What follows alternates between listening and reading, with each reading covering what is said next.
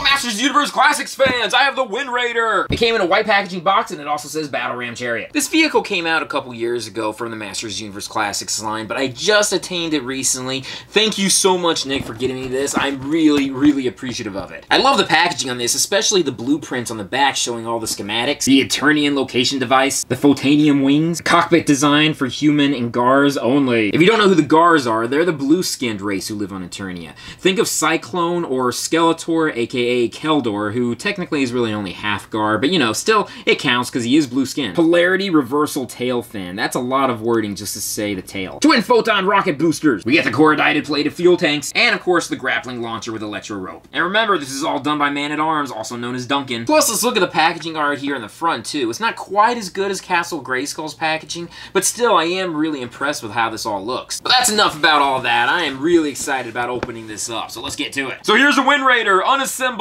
mostly unassembled. They couldn't put the wings and the tail on there just because it would take up way too much space. Plus, it is kind of cute that you get to do it yourself. I'm also glad they gave us these instructions, although it's not needed, but still, it is kind of cute that this is reminiscent from the 1980s when kids were putting together their own toys, and this has like a nifty little guide for you. It comes with two different wings that are very rubbery, which is a huge relief. The original toy that came out came with this really brittle plastic that would break off very easily. Also comes with a tail fin, also known as the Polarity Reversal Tail Fin. There's also a stand, which I'll get to that later, but I think it is cool that the stand comes with Masters Universe Classic logo on there. Put together, it is fairly simple to do, even without looking at the instructions. The tail goes on the end like this with two little pegs that are there, and then you put in the wings and the little sockets that are available. Both sides are pretty much the same, so you can interchange them as to which side you want to put them in on.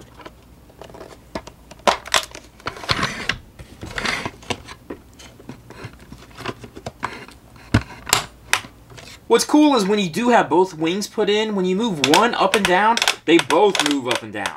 This vehicle is beautiful. They really went all out for it. I'm very impressed with just the detail, the sculpt, the paint apps they put on it. Everything about it is just really awesome. It is rare for Masters Universe Classics to have any type of action feature, but this does have one. See the grappling hook right here, also known as the grappling launcher with electro rope?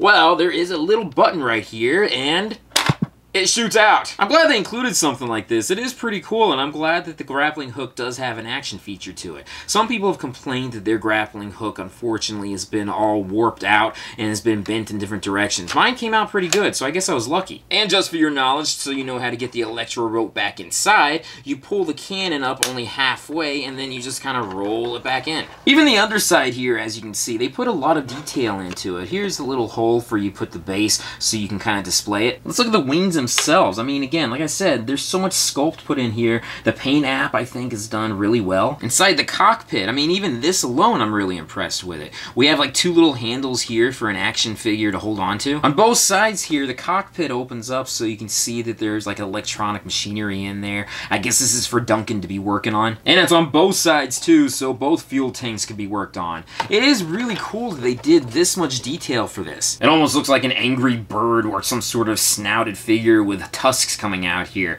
That's the cannon itself, and I think it's awesome how they did that. There's a lot of different bird symbolisms on here. You can see like there's a bird symbol right here, and there's another one right here. If you didn't notice, there's also wheels on here, so if you decide not to display it on the stand itself, it could just simply roll along on the shelf. I hadn't shown what an actual figure looks like inside the cockpit, but I think it looks pretty darn cool. You can see that He-Man here is able to grasp both of these handles. For display purposes, you do have a couple different options. Like I said, there is a stand that's included here, and there's a slot underneath where this goes in perfectly. You can kind of display it on the stand that it comes with, and it holds it there, and I'm really happy and impressed with it. In fact, let me show you a little aerial view so you can kind of see what it looks like.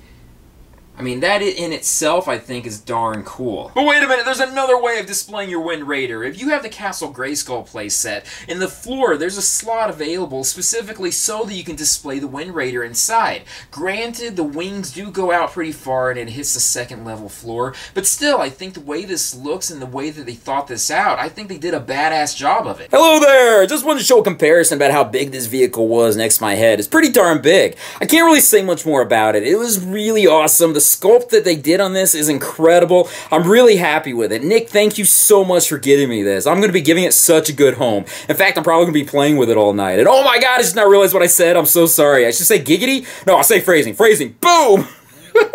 That was so stupid, I'm sorry. Anyways, thank you guys for joining me in this video. Please be sure to check out my Patreon site, my social media sites, my websites, and everything else out there. Peace, love, namaste, and I'll see you guys later. Peace.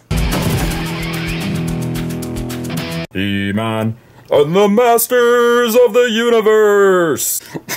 Phrasing. That was so stupid. I'm sorry. That was so cheesy.